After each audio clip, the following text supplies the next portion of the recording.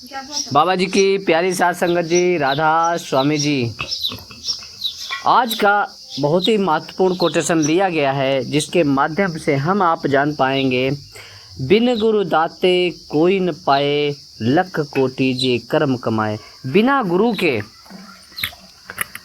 गुरु के जिंदगी आपकी शून्य हो जाती है। कह सकते हैं एक आंखें होते हुए भी अंधा बन जाते हैं। क्यों?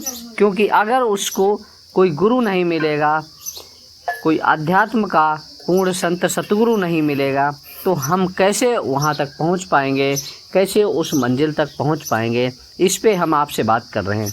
लाखों करोड़ों ग्रंथ पढ़ लो, मन अंदर जाने नहीं देता।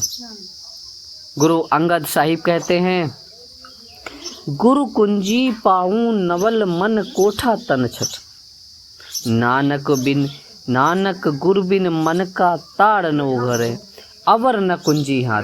उस मालिक के माध्यम से अगर आपने जिंदगी बर्बाद कर दी तो आप ये जिंदगी बर्बाद हो जाएगी। अगर गुरु के साथ लग गए तो आपकी ज़िंदगी सफल हो जाएगी, सुखदमय हो जाएगी। कुंजी तो गुरु के पास ही है। जिस आपका जो शरीर है, गुरु बैठा तो इसमें है, रास्ता तो इसके अंदर है, लेकिन उसकी चाबी, उसकी कुंजी गुरु के हाथ में है। अब कुंजी कब मिलेगा? जब यहाँ उससे राह लेकर, जब आप उससे राह लेकर अपनी सूरत को जज्ब यानी लीन करोगे, अंदर पर्दा खोला जाएगा। दुनिया का बहुत बड़ा हिस्सा पुराने महात्माओं जो गुजर गए हैं, हजारों साल गुजरे हो गए हैं, उनकी टेक लेने से कोई फ़ायदा नहीं। जो हजारों साल पहले गुजर गए हैं उनकी टेक लेने से कोई फ़ायदा नहीं। एक मौजूदा गुरु की ज़रूरत होगी। कह सकते हैं जो पुराने लोगों की टेक लेना, इसमें शक नहीं कि उन्होंने इबादत नहीं की, इबादत भी की और उस मालिक को प्राप्त भी किया, पहुंच भी गए, खंडों ब्रह्मांडों पर चढ़े, मालिक से मिले और मालिक का रूप हो गए। अगर उन्हें यहाँ भूत प्रेत की तरह फिरना घूमना था तो भजन ही क्यों करते? वो न भजन करते, न सुमिरन करते, न उस मालिक से मिलते, तो यहीं रह जाते। लेकिन उन्होंने ऐसा नहीं किया। धन्वंतरी और हकीम लुकमना मुर्दे को जिंदा कर देते थे, लेकिन अगर कभी किसी का लड़का बीमार हो जाए तो वे आकर उसका इलाज नहीं कर सकते। क्यों? कोई मौजूदा डॉक्टर या हकीम ही करेगा। अगर कोई यह कहे कि अकबर बादशाह मेरे मुकदमे का फैसला करेंगे तो ये गलत है। वो आकर आपका मुकदमे का फैसला नहीं कर सकते। वह गुजर चुके हैं। अब यह अकबर इंसाफ करने नहीं आएंगे। अब तो कोई मौजूदा मजिस्ट्रेट ही का फैसला होगा, मजिस्ट्रेट ही फैसला करेगा, दूसरा कोई नहीं आएगा। इसी तरह अगर कोई स्त्री यह कहे कि मुझे राजा विक्रमादित्य से शादी विक्रमादित्य के साथ शादी करनी है, तो यह नामुमकिन है। तो ये भाई तो कैसे हो सकता है? अगर उसे संतान पैदा करने की ख्वाहिश है तो कोई वक्त का पति चुनना पड़ेगा। यह हरगिज जरा गौर से समझने वाली बात है। क्या? वक्त का हकीम या वक्त का डॉक्टर, वक्त का पति, वक्त का ही महात्मा होना चाहिए, तभी जाके आपका कुछ कल्याण हो सकता है, नहीं तो कल्याण नहीं हो पाएगा। पत्थर पूजने से कभी भी आपको वो मालिक कभी नहीं मिलने वाला। चाहे वे गुजरे हुए जो गुजर गए, चाहे वे गुजर गए पूर्ण महात्मा थे, मगर अब आपको कोई फ़ायदा नहीं पहुंचा सकते। यहीं पर दुनिया बहुत सी लोग गलती कर बैठती है।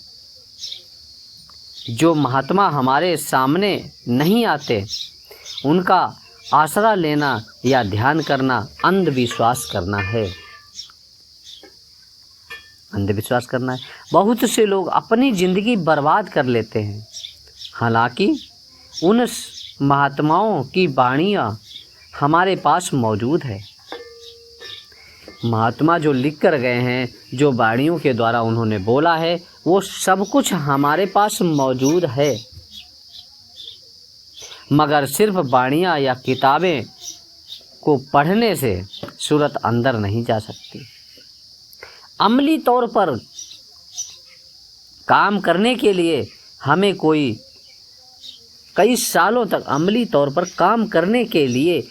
कई सालों तक स्कूल कॉलेजों में रहना पड़ता है।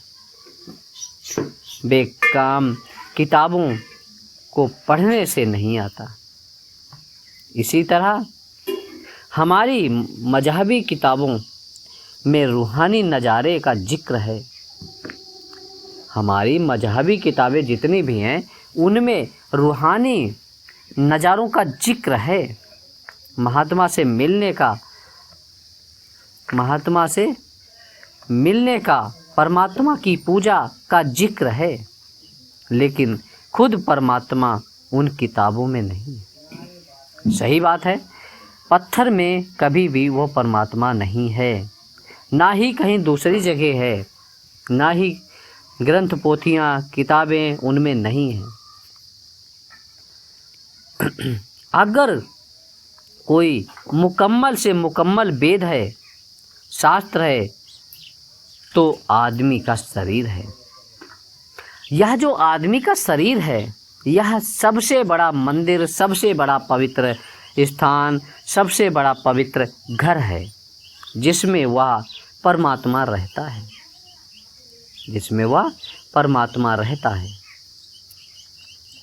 कह सकते हैं इसके अलावा और कहीं भी वो नहीं मिलता है। आदमी का धर्म है कि पहले खुद की खोज करे। जब वह खुद की खोज करेगा तो उसको अपनी ताकत तहकीकात करे, खुद की खोज करे, तहकीकात करे, अंदर जाए, पर्दा खोले और महात्मा से राह लेकर ऊपर चढ़े। जब गुरु से राह ले ली, फिर गुरु की हिदायत के मुताबिक अपने आप को शब्द में लीन करें, तब पर्दा खुलता है। जब जो शब्द गुरु देता है, उसमें उस शब्द को सुनकर, उस शब्द को प्राप्त करके, उस शब्द के सहारे धीरे धीरे आप जब ऊपर जाएंगे, तब आपको यहाँ से तब आपका पर्दा खुल जाएगा। इसी के आगे और कहते हैं, लेकिन तहकीकात करें। जब गुरु से राह ले ली, फिर गुरु की हिदायत के मुताबिक इन्होंने अपना शब्द में अपने आप को लवलीन कर लिया, तब पर्दा खुलता है।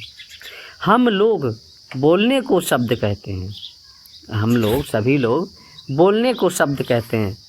भाई, बोलने को शब्द नहीं है, बोलने का जो बोलते हैं ये शब्द नहीं। यहाँ आकर बहुत से लोग भूल कर बैठते हैं। शब्द दो किस्म का होता है, एक वर्णात्मक, दूसरा धुनात्मक। जो लिखा जाए, पढ़ा जाए, बोला जाए, चाहे वह किसी भी कौम, मजहब, धर्म, किसी भी जाति, वर्ण, किसी का भी हो, लेकिन जिस शब्द की महिमा गुरु अमरदास जी करते हैं, वह ना लिखने में आता है, ना पढ़ने में आता है और ना बोलने में। वह कुल खंडों ब्रह्मांडों की जानों की जान है। वह धुनात्मक है। जब तक वह नहीं मिलता, चाहे करोड़ों तीर्थ कर लो, वेद शास्त्र पढ़ लो, मुक्ति नहीं होती। मुक्ति कब होती है? शब्द कहो या नाम, मुक्ति जब भी होगी शब्द के साथ आत्मा को जोड़ने से ही होगी। शब्द के साथ आत्मा को जोड़ दो तभी आपकी मुक्ति हो सकती है, इसके अलावा मुक्ति नहीं होगी। यही अन्य महात्मा व मुसलमान फकीर भी कहते हैं।